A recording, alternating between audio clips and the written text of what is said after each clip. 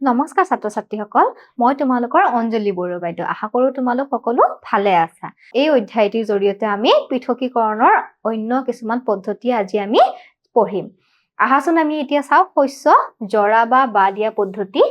তোমালোকক এতিয়া আমাক কি কৈছে চোৱা শস্য জৰা বা বা দিয়া পদ্ধতি সম্পৰ্কে বুজাইছে তোমালোকে এটা দেখিবলৈ পাইছা চোৱা ফুলাৰে তিৰোতাজনীয়ে কি কৰি আছে ধান জাৰি আছে এতিয়া আমাক কি কৈছে চোৱা মৰণা মৰাৰ পিছত শস্য বীজবোৰত পাতৰ চিঙা অংশ পাতল জাবৰ পতান আদি থাকি যায় এটা কি কৈছে মৰণা মৰাৰ পিছত কি হয় বুলি কৈছে মৰণা মৰাৰ পিছত শস্যৰ বীজবোৰত কি থাকি যায় বুলি কৈছে চোৱা পাতৰ চিঙা অংশ থাকিব পাৰে পাতল জাবৰ থাকিব পাৰে পতন থাকি যাব পাৰে বুলি কৈছে আৰু সেইবোৰো কি কৰিব লাগিব এতিয়া তাৰ পৰা পৃথক কৰিব লাগিব এটা পৃথক কৰিবৰ কাৰণে আমি কি পদ্ধতি ব্যৱহাৰ কৰিম চোৱা খাদ্য শস্য হিচাপে ব্যৱহাৰ কৰাৰ আগতে এই অলাগতিয়াল দ্ৰব্যবোৰ আঁতৰাব লাগে এতিয়া কি কৈছে খাদ্য শস্য হিচাপে আমি ব্যৱহাৰ কৰাৰ আগত এই অলাগতিয়াল দ্ৰব্যবোৰ কি কৰিব লাগে আঁতৰ কৰিব লাগে শস্য জাৰি বা বা দি এই কাম কৰা হয় এতিয়া কি কৈছে আমি কি পদ্ধতিৰ জৰিয়তে সেই অলাগতিয়াল দ্ৰব্যবোৰ আঁতৰ কৰিম বুলি কৈছে শস্য জাৰি বা বা দি এই কামটো কৰা হয় বুলি কৈছে এই পদ্ধতিত পাতল উপাদানবোৰ গধুৰ উপাদানৰ পৰা বতাহৰ সহায়ত পৃথক কৰা হয় এতিয়া কি কৈছে শস্য জৰা বা বা দিয়া পদ্ধতিৰ কি কৰা হয় বুলি কৈছে পাতল উপাদানবোৰ গধুৰ উপাদানৰ পৰা কি কৰা হয় বতাহৰ জৰিয়তে পৃথক কৰা হয় ইয়াকে কি বুলি কোৱা হয় শস্য জৰা বা বা দিয়া পদ্ধতি বুলি কোৱা হয় এতিয়া আমাক কি কৈছে চোৱা অলপ ভজা বাদাম হাতত লৈ খহি দিলে ৰঙা পাতল বাকলিবোৰ বগা বাদামখিনিৰ পৰা ওলাই আহিব এতিয়া কি কৈছে আমি যদি অলপ কিলো ভজা বাদাম লও হাতত আৰু তাৰ পিছত তাক কি কৰো বুলি কৈছে খহি দিও তেতিয়া ৰঙা পাতল বাকলি বিলাক কি হয় বগা বাদামটোৰ পৰা কি হয় বুলি কৈছে ওলাই আহে বুলি কৈছে এতিয়া এইখিনি যদি মুখেৰে বা দিলে দেখিবা যে ৰঙা বাকলিখিনি পাতলভাৱে উৰি গৈছে আৰু বাদামখিনি হাতত থাকি গৈছে যদি আমি কি কৰো এতিয়া সেই পাতল ৰঙা বাকলিখিনি মুখেৰে বা দিও বা মুখেৰে ফুৱাই দিও তেতিয়া কি হ'ব হাতৰ তলুৱাৰ পৰা সেই ৰঙা বাকলিবিলাক উৰি যাব কিয় উৰি যাব কাৰণ ৰঙা বাকলিবিলাক বাদামতকৈ কি হয় পাতল হয় সেই কাৰণে ৰঙা বাকলিখিনি ফুৱাই দিলে উৰি যাব আৰু বাদামখিনি হাতত ৰৈ যাব কাৰণ বাদামখিনি কি হ'ব বাকলিতকৈ গধুৰ হ'ব শস্য জৰা বা বা দিয়া পদ্ধতিটোত এই কামেই কৰা হয় এতিয়া কি কৈছে শস্য জৰা বা বা দিয়া পদ্ধতিটোত এই কামটোৱে কৰা হয় কি কৰা হয় যে পাতল বস্তু গধুৰ বস্তুৰ পৰা আমি কি কৰি দিব পাৰো পৃথক কৰি দিব পাৰো কিহৰ জৰিয়তে বতাহৰ জৰিয়তে তাৰ পিছত কৈছে চোৱা তোমালোকক ইয়াতে দিছে চোৱা বতাহত শস্য বীজ বা দিয়া হৈছে এই মানুহজনে ইয়াতে কি কৰি আছে বতাহৰ জৰিয়তে শস্যৰ বীজ বিলাক কি কৰি আছে বা দি আছে চিত্ৰত তোমালোকে দেখিবলৈ পাইছা চোৱা কেনেকে মানুহজনে তুলত উঠি লৈ কুলাত খাদ্য শস্য লৈ কি কৰিছে এনেকে বা দিছে ওপৰৰ পৰা যেতিয়া লাহে লাহে খাদ্য শস্য তললৈকে পেলাই দিছে তেতিয়া কি হৈছে কোনো এটা উপাদান বতাহৰ কাৰণে বেলেগ দিশলৈকে উৰি গৈছে আৰু কোনো এটা উপাদান তেখেতৰ ওচৰতে থিতাপি লৈছে এতিয়া আমাক এটা ক্ৰিয়াকলাপ দিছে চোৱা পৃথকীকৰণৰ পদ্ধতি ব্যৱহাৰ কৰা এতিয়া আমাক কি কৰিব দিছে ক্ৰিয়াকলাপটোত পৃথকীকৰণৰ কিছুমান পদ্ধতি ব্যৱহাৰ কৰিব দিছে শুকান বালি আৰু শুকান পাতৰ গুৰিৰ এটা মিশ্ৰ প্ৰস্তুত কৰা এতিয়া আমাক কি কৈছে শুকান বালি অলপ ল'ব দিছে আৰু শুকান পাত অলপ লৈ এটা মিশ্ৰণ বনাব দিছে মিশ্ৰটো এখন প্লেট বা বাতৰি কাগজত লোৱা এতিয়া আমি কি কৰিব দিছে মিশ্ৰণটো এখন প্লেট বা বাতৰি কাগজত আমাক ল'ব দিছে মিশ্ৰটো ভালদৰে লক্ষ্য কৰা তাৰ পিছত কি কৰিব দিছে মিশ্ৰটো ভালদৰে লক্ষ্য কৰিব দিছে মিশ্ৰটোত থকা দ্ৰব্য দুটা সহজে পৃথক কৰিব পাৰিবানে এতিয়া আমাক কি সুধিছে সেই মিশ্ৰটোত যি দুটা দ্ৰব্য আছে সেই দুটা আমি সহজত পৃথক কৰিব পাৰিম নে কি আছিল দ্ৰব্য দুটা শুকান বালি আৰু কি লৈছিলে শুকান পাতৰ গুৰি আমাৰ ইয়াতে মিশ্ৰণ আছিলে আৰু এই দুটা আমি সহজতে পৃথক কৰিব পাৰিম নেকি আমাক সুধিছে নেক্সট কি কৈছে চোৱা দুয়োটা দ্ৰব্যৰে কণিকাবোৰৰ আকাৰ প্ৰায় একে নেকি আমাৰ এতিয়া কি কৈছে দুয়োটা দ্ৰব্যৰে কণিকাবিলাকৰ আকাৰ প্ৰায় একে আছিল নেকি আমি দেখিবলৈ পাম যে দুয়োটা দ্ৰব্যৰে কণিকাবিলাকৰ আকাৰ কি হ'ব একেই হ'ব দ্ৰব্য দুটা হাতেৰে বাছি পৃথক কৰিব পাৰিবানে এতিয়া আমাক কি কৈছে সেই দ্ৰব্য দুটা আমি হাতেৰে বাছি পৃথক কৰিব পাৰিম নেকি আমাক সুধিছে আমি যদি চেষ্টা কৰো তেতিয়াও আমি সেই দ্ৰব্য দুটা হাতেৰে বাছি আমি পৃথক কৰিব নোৱাৰো কাৰণ দুয়োটাৰে আকাৰ একেই আৰু হাতেৰে বছা পদ্ধতিৰ কাৰণে আমাক দুয়োটা দ্ৰব্যৰে আকাৰ কি লাগে বেলেগ বেলেগ হলেহে আমি সেই কামটো কৰিব পাৰো এতিয়া মিশ্ৰটো হাতত লৈ চোতাললৈ গৈ টুল এখনত উঠাই এতিয়া আমাক কি কৈছে মিশ্ৰণটো লব দিছে হাতত লৈ কি কৰিব দিছে চোতালত গৈ আমাক এখন টুল এখনত উঠিব দিছে তোমালোকক যে চিত্ৰত যে দেখাইছিলে সেই ব্যক্তিজনে যে টুলত উঠিছিলে তেনেদৰে তোমালোককো কি কৰিব দিছে চোতাললৈ গৈ টুলত উঠিব দিছে প্লেট বা কাগজখন বাহুৰ ওপৰলৈকে উঠাই লোৱা এতিয়া কি কৰিব দিছে যিখন প্লেট বা কাগজত তুমি মিশ্ৰণটো লৈছিলা সেইখন এনেকৈ ওপৰলৈকে বাহুৰ ওপৰলৈকে কি কৰিব দিছে উঠাব দিছে প্লেটখন বেকা কৰি মিশ্ৰটো লাহে লাহে ওপৰৰ পৰা ঢালি দিয়া এতিয়া কি কৰিব দিছে সেই ব্যক্তিজনে যেনেকৈ কি কৰিছিলে হেলনীয়া কৰি লৈছিলে কুলাখন হেনেকৈ তোমাৰ প্লেটখন হেলনীয়া কৰি লৈ লাহে লাহে সেই মিশ্ৰটো তললৈকে ঢালি দিব দিছে কি ঘটিছে বাৰু কি ঘটা দেখা পাম বাৰু কি ঘটা দেখা পাম চোৱা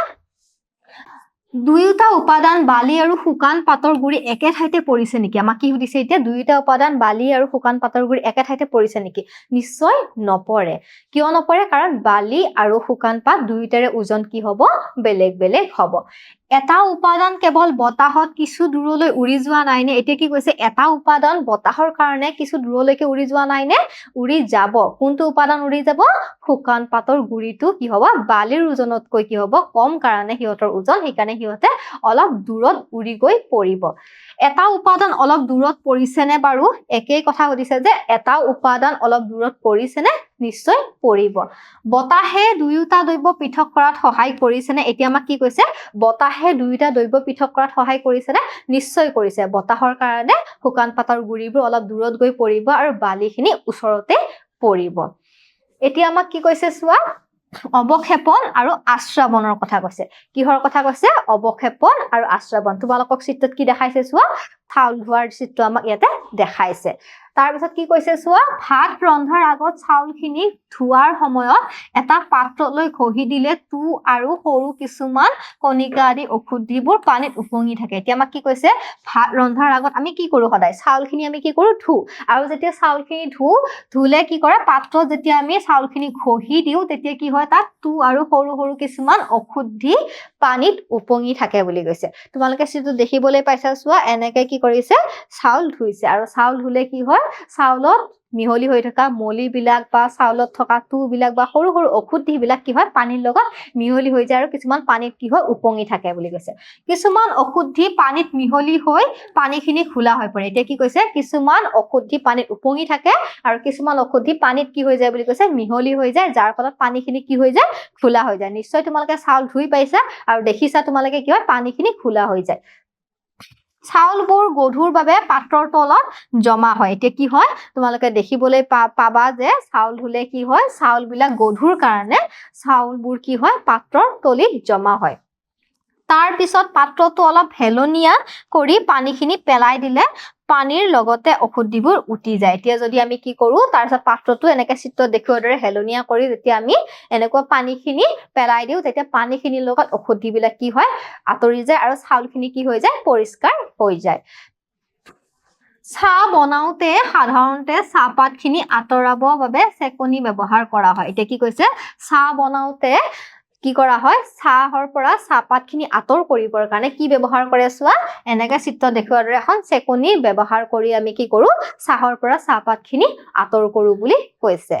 তাৰ পিছত কি কৈছে চোৱা চেকনি নাথাকিলে ভিজা চাহপাতখিনি পাত্ৰটোৰ তলিত জমা হ'বলৈ দি চচপেনটো হেলনীয়া কৰি ওপৰৰ চাহখিনি লাহেকৈ আন এটা পাত্ৰত বাকি দিলে চাহখিনি পাত্ৰত পৰিব আৰু চচপেনৰ তলত জমা হোৱা চাহপাতখিনি হ'ব অৱক্ষেপ এতিয়া কি কৈছে যদি আমাৰ ঘৰত চেকনি নাথাকে তাৰপিছত তুমি কি কৰিব লাগে এতিয়া চাহ বাকিব লাগে আৰু চাহত থকা চাহপাতখিনি তুমি আঁতৰাব লাগে তেতিয়া তুমি কি কৰিব পাৰা বুলি কৈছে এতিয়া আমি কি কৰিব লাগিব ভিজা চাহপাতখিনি আমি কি কৰিব দিব লাগিব পাত্ৰটোৰ তলিত জমা হ'বৰ কাৰণে আমি দিব লাগিব যদি আমাৰ ঘৰত চেকনি নাথাকে আৰু তাৰ পিছত কি হ'ব বুলি কৈছে চচপেনটো হেলনীয়া কৰি আমি ওপৰৰ চাহখিনি লাহে লাহে অন্য এটা পাত্ৰত আমি বাকিব লাগিব আৰু পাত্ৰটোৰ তলিত কি ৰৈ যাব চাহপাতখিনি ৰৈ যাব আৰু পাত্ৰটোৰ তলিত যিখিনি চাহপাত ৰৈ যাব সেই চাহপাতখিনি কি বুলি কৈছে অৱক্ষেপ বুলি কৈছে জুলীয়া স্তৰৰ তলত গোটা দ্ৰব্যটো জমা হোৱা প্ৰক্ৰিয়াটোক অৱক্ষেপন বোলে। এইটো ইম্পৰ্টেণ্ট হয়, চাই ল'বা। কি কৈছে যে জুলীয়া স্তৰৰ তলত যদি এনেদৰে গোটা দ্ৰব্য কি হয় জমা হয়, সেই জমা হোৱা প্ৰক্ৰিয়াটোকে কি বুলি কোৱা হয় অৱক্ষেপন বুলি কোৱা হয়। মানে চচপেনটোৰ তলত যে কি হ'ল চাহপাত জমা হ'ল, সেইটো কি বুলি কোৱা হয়, সেই প্ৰক্ৰিয়াটোক কি বুলি কোৱা হয় অৱক্ষেপন প্ৰক্ৰিয়া বুলি কোৱা হয়। তোমালোকে চিত্ৰ দেখিবলৈ পাইছা, চোৱা কি কৰিছে হেলনীয়াকৈ এনেকে চাহখিনি আন এটা পাত্ৰত বাকিছে আৰু পাত্ৰটোত কি ৰৈ গৈছে চাহপাতখিনি, আৰু ৰৈ যোৱাখিনি কি বুলি কোৱা হয় অৱক্ষেপ বুলি কোৱা হয়। তাৰ পিছত কৈছে চোৱা অৱক্ষেপৰ পৰা জুলীয়া পদাৰ্থৰ স্তৰ আঁতৰাই গোটা পদাৰ্থৰ চাহপাতৰ পৰা জুলীয়া পদাৰ্থক চাহ পৃথক কৰা পদ্ধতিক আশ্ৰাবণ বুলি কোৱা হয়। এইটো ইম্পৰ্টেণ্ট হয়, আশ্ৰাবণ কাক বোলে। এতিয়া আমি আশ্ৰাবণ মানে কি বুজিছো চোৱা, অৱক্ষেপৰ পৰা জুলীয় পদাৰ্থৰ স্তৰ আঁতৰাই। এতিয়া অৱক্ষেপ মানে হৈছে পাত্ৰৰ তলিত জমা হোৱা বিলাক কি বুলি কয় অৱক্ষেপ, আৰু পাত্ৰৰ তলিত জমা হোৱা সেই অৱক্ষেপৰ পৰা যদি আমি কি কৰো জুলীয় পদাৰ্থৰ স্তৰটো কি কৰি দিওঁ আঁতৰাই দিওঁ। ক'ৰ পৰা আঁতৰ কৰো বুলি কৈছে গোটা পদাৰ্থৰ পৰা। মানে আমি কি কৈছে চাহপাতৰ পৰা আমি জুলীয় পদাৰ্থ কোনখিনি চাহখিনি, আৰু চাহপাত কি গোটা পদাৰ্থ। এতিয়া গোটা পদাৰ্থ মানে চাহপাতৰ পৰা জুলীয় পদাৰ্থ মানে চাহখিনি যদি আমি কি কৰো আঁতৰ কৰো, সেই আঁতৰ কৰা যিটো প্ৰক্ৰিয়া, সেই প্ৰক্ৰিয়াটোকে কি বুলি কোৱা হয় বা সেই পদ্ধতিটোকে কি বুলি কোৱা হয় আশ্ৰাবণ বুলি কোৱা হয়। তোমালোকে দেখিছা চোৱা এনেকে কি কৰিছে, এই যে চাহখিনি কেটলিৰ পৰা যে কি কৰিছে কাপত যে বাকি আছে, এইটোকে কি বুলি কোৱা হয় আশ্ৰাবণ বুলি কোৱা হয়।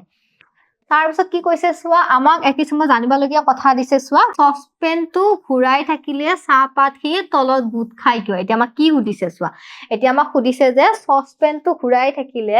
চাহপাতখিনি কিয় তলত গোট খায়, কিয় তলত গোট খায় বাৰু। যেতিয়া আমি চচপেনটো ঘূৰাই দিওঁ তেতিয়া কি হয় চাহপাত বিলাকৰ ওজন বেছি হোৱাৰ কাৰণে গধুৰ কাৰণে সিহঁত ক'ত জমা হ'ব পাত্ৰটোৰ তলিত জমা হয়। ঠিক আছে, তেনেদৰে ভিজাই থোৱা ফলা মগুৰ পৰা বাকলিবোৰ আঁতৰাওতে পাত্ৰটো ঘূৰাই থকা হয় কিয়। এতিয়া কি কৈছে ঠিক একেদৰে ভিজাই থোৱা ফলা মগুৰ পৰা যদি আমি বাকলিবোৰ আঁতৰ কৰিব লাগে তেতিয়াও আমি পাত্ৰটো ঘূৰাব লাগে কিয় ঘূৰাব লাগে, কাৰণ ভিজাই থোৱা ফলা মগুৰ যিবিলাক বাকলি আছে সেই বাকলিবোৰ ফলা মগুতকৈ কি হয় ওজনটো সিহঁতৰ কম হয়, আৰু সেই কাৰণে কি হয় বাকলিবোৰ কি হয় যেতিয়া আমি ঘূৰাই দিওঁ পাত্ৰটো বাকলিবোৰ ওপৰত থাকে আৰু ফলা মগুবোৰৰ ওজন বেছি কাৰণে পাত্ৰটোৰ তলিত জমা হয়। আৰু এনেকে আমি কি কৰিব পাৰো ফলা মগুৰ পৰা সেই বাকলি বিলাক কি কৰিব পাৰো আমি আঁতৰ কৰিব পাৰো, সুবিধা হয়। তাৰপিছত কি কৈছে চোৱা, এটা ক্ৰিয়াকলাপ দিছে আমাক, এটা কি দিছে এতিয়া ক্ৰিয়াকলাপ দিছে চোৱা, অৱক্ষেপন আৰু আশ্ৰাবণ সম্পৰ্কে আমাক বুজাব গৈছে। আৰু এই ক্ৰিয়াকলাপটো কৰিবৰ কাৰণে আমাক কেইটামান সামগ্ৰী দিছে চোৱা, কি ল'ব দিছে দুটা বিকাৰ বা কাঁচৰ গিলাচ ল'ব দিছে, কাঁচৰ দণ্ড, চামুচ আৰু পানী বালি, এইকেইটা সামগ্ৰী আমাক ল'ব দিছে। আৰু এই এটা বিকাৰত পানী আৰু বালিখিনি মিলাই ল'ব। এতিয়া আমাক কি কৈছে এটা বিকাৰত পানী আৰু বালিখিনি কি কৰিব দিছে মিলাই ল'ব দিছে। তাৰপিছত কি কৈছে চোৱা, আমাক কাঁচৰ দণ্ডডালেৰে মিশ্ৰণটো ভালদৰে লৰাই দিয়া। এতিয়া আমাক কি কৰিব দিছে এটা পাত্ৰত বালি আৰু পানী মিহলাব দিছে আৰু কাঁচৰ দণ্ডৰে কি কৰিব দিছে সেইখিনি ভালদৰে মিহলাই ল'ব দিছে। মিশ্ৰণটো ঘোলা হৈ পৰিব, যেতিয়া আমি কাঁচৰ দণ্ডৰে সেই মিশ্ৰণটো ঘুটি দিম তেতিয়া মিশ্ৰণটো কি হৈ যাব বুলি কৈছে ঘোলা হৈ পৰিব। কিছু সময়ৰ বাবে মিশ্ৰণটো নলৰোৱাকৈ ৰাখি থোৱা। এতিয়া কি কৰিব দিছে কিছু সময় সেই মিশ্ৰণটো লৰাব দিয়া নাই আৰু এটা চাইডত ধুনীয়াকৈ থৈ দিব দিছে। তাৰপিছত কি কৰিব দিছে আমাক পৰ্যবেক্ষণ কৰিব দিছে। কি দেখিলা বুলি সুধিছে আমাক। এতিয়া আমি কি দেখিবলৈ পাম, বালিখিনি বিকাৰটোৰ তলিত কি হ'ব জমা হ'ব। আমি কি দেখিবলৈ পাম, বালিখিনি বিকাৰটোৰ তলিত কি হ'ব জমা হ'ব। কিয় জমা হ'ব চাবা, কাৰণ ই গধুৰ। এতিয়া বালিখিনি পানীতকৈ কি হয় গধুৰ হয়, সেইকাৰণে বালিখিনি বিকাৰটোৰ তলিত কি হ'ব জমা হ'ব। আৰু ইয়াকে কি বুলি কোৱা হয় অৱক্ষেপন বোলা হয়। এইটোকে কি বুলি কোৱা হয়, এই প্ৰক্ৰিয়াটোকে অৱক্ষেপন বুলি কোৱা হয়। বালি যিহেতু পানীতকৈ গধুৰ সেইকাৰণে বালিখিনি পাত্ৰটোৰ তলিত জমা হ'ব, আৰু কি হ'ব এই প্ৰক্ৰিয়াটোক কি বুলি কোৱা হয়, এই জমা হোৱা যে গধুৰ কাৰণে যে বালিখিনি যে পাত্ৰটোৰ তলিত জমা হ'ল এই প্ৰক্ৰিয়াটোক কি বুলি কোৱা হয় অৱক্ষেপন বুলি কোৱা হয়। মানে জুলীয়া স্তৰৰ তলত যদি গোটা পদাৰ্থ কি হয় জমা হয় সেই প্ৰক্ৰিয়াটোকে কি বুলি কোৱা হয় অৱক্ষেপন বুলি কোৱা হয়। তোমালোকে চিত্ৰত দেখিবলৈ পাইছা চোৱা ইয়াতে পাত্ৰটোৰ তলিত কি হৈছে অৱক্ষেপ কিছুমান জমা হৈছে আৰু এই প্ৰক্ৰিয়াটোকে কি বুলি কোৱা হয় অৱক্ষেপন বুলি কোৱা হয় তাৰ পিছত কি কৈছে চোৱা বালিখিনি হৈছে অৱক্ষেপ মানে পাত্ৰৰ তলত যিখিনি জমা হৈছে সেইখিনি হৈছে অৱক্ষেপ এটা কি জমা হৈছে এটা পাত্ৰটোৰ তলিত বালি জমা হৈছে আৰু বালিখিনি কি বুলি কোৱা হয় অৱক্ষেপ বুলি কোৱা হয় বিকাৰৰ ওপৰৰ স্বচ্ছ পানীখিনি আনটো বিকাৰলৈ সাৱধানেৰে বাকি দিয়া যাতে বালিখিনি নাযায় এতিয়া আমাক কি কৰিব দিছে সেই বিকাৰৰ ওপৰত যিখিনি পৰিষ্কাৰ পানী আছিল সেই পানীখিনি লাহেকৈ আন এটা পাত্ৰত এনেকে ঢালি দিব দিছে আৰু সাৱধান হ'ব দিছে যাতে বালিখিনি আনটো পাত্ৰলৈকে গুচি নাযায় সংগ্ৰহ কৰা স্বচ্ছ পানীখিনি আশ্ৰুত বোলে এতিয়া কি কৈছে যিখিনি পানী আমি সংগ্ৰহ কৰো স্বচ্ছ পানী এই পানীখিনি কি বুলি কোৱা হয় আশ্ৰুত বুলি কোৱা হয় এই পদ্ধতিৰে তুমি অদ্ৰৱণীয় বালি গোটা পানী জুলীয়া পৰা পৃথক কৰিলা এতিয়া কি কৈছে এই পদ্ধতিৰ জৰিয়তে আমি কি কৰিলো অদ্ৰৱণীয় গোটা পদাৰ্থ বালিখিনি আমি কি কৰিব আলো পানী জুলীয়া পদাৰ্থৰ পৰা আমি কি কৰিলো বুলি কৈছে পৃথক কৰিলো মানে আমি কি কৰিলো অদ্ৰৱণীয় গোটা পদাৰ্থ মানে বালিখিনি আমি পানীৰ পৰা কি কৰিলো পৃথক কৰিলো এতিয়া আমাক কি কৈছে চোৱা এতিয়া আমাক কিছুমান প্ৰশ্ন উত্থাপন কৰি আছে যদি বালিৰ ঠাইত নিমখ লোৱা হয় তেন্তে এই পদ্ধতি প্ৰযোজ্য হবনে এতিয়া কি কৈছে যদি আমি বালিৰ ঠাইত যদি আমি নিমখ লও তেতিয়াহলে এই পদ্ধতিটো প্ৰযোজ্য হব নেকি এই পদ্ধতিটো প্ৰযোজ্য নহব কাৰণ বালি পানীৰ লগত মিহলি হৈ যোৱা নাছিল বালি পানীত কি আছিল অদ্ৰৱণীয় আছিল কিন্তু নিমখ পানীৰ লগত কি হৈ যায় মিহলি হৈ যাব মানে নিমখ পানীত কি হয় দ্ৰৱণীয় হয় সেই কাৰণে এই পদ্ধতিটো প্ৰযোজ্য নহব বালি আৰু শিলগুটিৰ স্তৰৰ পৰা মাটি পানীৰ স্তৰ ওপৰৰ স্তৰটো অৱক্ষেপনৰ দ্বাৰা পৃথক কৰাৰ কথা ভাবিব পাৰিবানে এতিয়া কি কৈছে বালি আৰু শিলগুটিৰ স্তৰৰ পৰা মাটিৰ পানীৰ স্তৰটো অৱক্ষেপনৰ দ্বাৰা পৃথক কৰাৰ কথা ভাবিব পাৰিবানে তাৰ কাৰণে আমাক কি কৰিব লাগিব এটা আমি অলপ মাটি ল'ব লাগিব কি কৰিব লাগিব মাটি লৈ এনেকে পাত্ৰত আমি কি কৰিলাম আমি খুটি লম খুটি লৈ কিছু সময় তাক থাকিব দিলে আমি ইয়াতে পাত্ৰটোত এনে ধৰণৰ তিনিটা স্তৰ আমি দেখিবলৈ পাম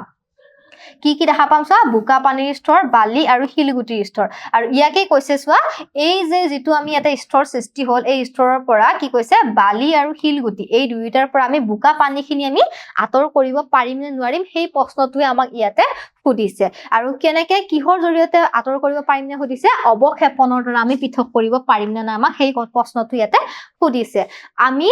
কি কৰিব পাৰিম অৱক্ষেপনৰ জৰিয়তে এই বোকা পানীখিনি আমি পৃথক কৰিব পাৰিম কিয় অৱক্ষেপন মানে কি আমি জানো যে জুলীয়া স্তৰৰ তলত যদি গোটা পদাৰ্থ জমা হোৱা যেটো প্ৰক্ৰিয়া সেই প্ৰক্ৰিয়াটোকে কি বুলি কোৱা হয় অৱক্ষেপন বুলি কোৱা হয় ইয়াতে কি কৈছে চোৱা জুলীয়া স্তৰৰ তলত কি কৰিছে গোটা পদাৰ্থ কিছুমান জমা হৈছে কি জমা হৈছে জুলীয়া স্তৰৰ তলত বালি আৰু শিলগুটি জমা হৈছে আৰু এটো কি বুলি কোৱা হয় অৱক্ষেপন বুলি কোৱা হয় আৰু এই অৱক্ষেপনৰ জৰিয়তেও আমি কি কৰিব পাৰো বুলি কৈছে এই পাত্ৰটোত থকা বোকা পানীখিনি আমি পৃথক কৰিব পাৰো তাৰ পিছত কি কৈছে চোৱা দুটা তৰল পদাৰ্থ পৃথক কৰা এতিয়া আমাক কি কৰিছে দুটা তৰল পদাৰ্থ দুইটাই তৰল পদাৰ্থ কোনো ইয়াতে গোটা পদাৰ্থ নাই দুইটাই তৰল পদাৰ্থ কিন্তু কি হয় দুইটা মিহলি নোহোৱা তৰল পদাৰ্থ আমাক কি কৰিব দিছে পৃথক কৰিব দিছে এতিয়া আমাক কৈছে একে পদ্ধতিৰে দুটা তৰল পদাৰ্থ পৃথক কৰা হয় যিবোৰ মিহলি নহয় এতিয়া কি কৈছে একে পদ্ধতিৰ জৰিয়তে কি পদ্ধতিৰ জৰিয়তে অৱক্ষেপন আৰু আশ্ৰাবন এই পদ্ধতিৰ জৰিয়তে আমি কি কৰিব পাৰো বুলি কৈছে সেই দুইটা পদ্ধতিৰ জৰিয়তে আমাক কি কৰিব দিছে তৰল পদাৰ্থ পৃথক কৰিব দিছে দুটা তৰল পদাৰ্থ যি দুটা মিহলি নহয় তেনে ধৰণৰ পদাৰ্থ আমাক কি কৰিব দিছে পৃথক কৰিব দিছে এই উদাহৰণ দিছে চোৱা তেল আৰু পানী মিহলি নহয় তেল আৰু পানী যেহেতু মিহলি নহয় এই তেল আৰু পানী মিহলি নোহোৱা এই দুটা পদাৰ্থক আমাক কি কৰিব দিছে পৃথক কৰিব দিছে তেল আৰু পানী জুকাৰি দিলে খোলা হৈ পৰে এতিয়া কি কৈছে তেল আৰু পানী যদি অলপ জুকাৰি দিও তেতিয়া কি হয় খোলা হৈ পৰে মিশ্ৰণটো কিছু সময় ৰাখি থলে দুটা তৰপ গঠন হয় আৰু যদি আমি মিশ্ৰণটো ৰাখি থৈ দিও দুটা তৰপ গঠন হয় সো তোমালোকে এনেকে দুটা তৰপ দেখি এটো এটা তৰপ আৰু এটো এটা তৰপ তোমালোকে দুটা তৰপ দেখিবলৈ পাবা কিছু সময় ৰাখি থলে তেলে ওপৰৰ স্তৰটো গঠন কৰে পানীয়ে তলৰ স্তৰটো গঠন কৰে এতিয়া কি কৈছে তেলে সদায় ওপৰৰ স্তৰটো গঠন কৰে আৰু পানীয়ে সদায় তলৰ স্তৰটো গঠন কৰে বুলি কৈছে এতিয়া পানীৰ স্তৰৰ পৰা ওপৰৰ তেলৰ স্তৰটো আশ্ৰাবন পদ্ধতিৰ দ্বাৰা আঁতৰাব পাৰি এতিয়া কি কৈছে আশ্ৰাবন পদ্ধতি ব্যৱহাৰ কৰি আমি কি কৰিব পাৰো বুলি কৈছে পানীৰ ওপৰৰ যেটো তেলৰ স্তৰ আছে সেই স্তৰটো আমি আশ্ৰাবন পদ্ধতিৰ জৰিয়তে আঁতৰাব পাৰো তাৰ পিছত কি কৈছে চোৱা পানীৰ ওপৰত তেল কিয় উপঙি থাকে এতিয়া কি কৈছে পানীৰ ওপৰত চোৱা এটা পানীৰ ওপৰত তেল কি কৰি আছে উপঙি আছে কিয় উপঙি থাকে বাৰু কাৰণ পানীতকৈ তেলৰ ঘনত্ব কি কম সেই কাৰণে পানীৰ ওপৰত তেল উপঙি থাকে পানীৰ তলত থিতাপি লোৱা কোনো তৰল পদাৰ্থ আছে নে এতিয়া কি কৈছে পানীৰ তলত থিতাপি লোৱা কোনোবা ধৰণৰ তৰল পদাৰ্থ আছে নেকি নিশ্চয় আছে এতিয়া আছে যদি আমাক কি কৰিব আছে নাম সুধিছে কি আছে পানীৰ তলত থিতাপি লোৱা কিছুমান তৰল পদাৰ্থ আছে যাক আমি কি বুলি কওঁ খনিজ লৱণ বুলি আমি কওঁ এতিয়া আমি মূল্যায়নলৈকে আগবাঢ়িছো মোৰ প্ৰথমটো প্ৰশ্ন হৈছে জুলীয়া স্তৰৰ তলত গোটা দ্ৰব্যটো জমা হোৱা প্ৰক্ৰিয়াটোক ডেছ বোলে এতিয়া জুলীয়া স্তৰৰ তলত গোটা দ্ৰব্য জমা হোৱা প্ৰক্ৰিয়াটোক কি বুলি কোৱা হয় অৱক্ষেপণ বুলি কোৱা হয়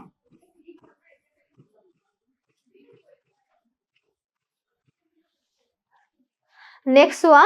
গোটা পদাৰ্থৰ পৰা জলীয় পদাৰ্থক পৃথক কৰা পদ্ধতিটো কি বোলে অৱক্ষেপণ আশ্ৰাবণ গোটা পদাৰ্থৰ পৰা জলীয় পদাৰ্থক পৃথক কৰা পদ্ধতিটো কি বুলি কোৱা হয় আশ্ৰাবণ বুলি কোৱা হয় নেক্সট প্ৰশ্নলৈকে আহা শস্য জাৰি বা দিয়া পদ্ধতিটোত পাতল উপাদানবোৰ গধুৰ উপাদানৰ পৰা বতাহৰ সহায়ত পৃথক কৰা হয় শুদ্ধ অশুদ্ধ এই উক্তিটো শুদ্ধ নে অশুদ্ধ আমাক সুধিছে কি কৈছে শস্য জৰা বা দিয়া সময়ত কি কৰা হয় বুলিছে পাতল উপাদানবিলাক গধুৰ উপাদানৰ পৰা বতাহৰ জৰিয়তে পৃথক কৰা হয় এটো আমি পঢ়িছিলো এটো কি হ'ব উক্তিটো শুদ্ধ হ'ব আজি মই তোমালোকক যি বুজালো নিশ্চয় তোমালোকে বুজি পাইছা আজিলৈ আহিছো ধন্যবাদ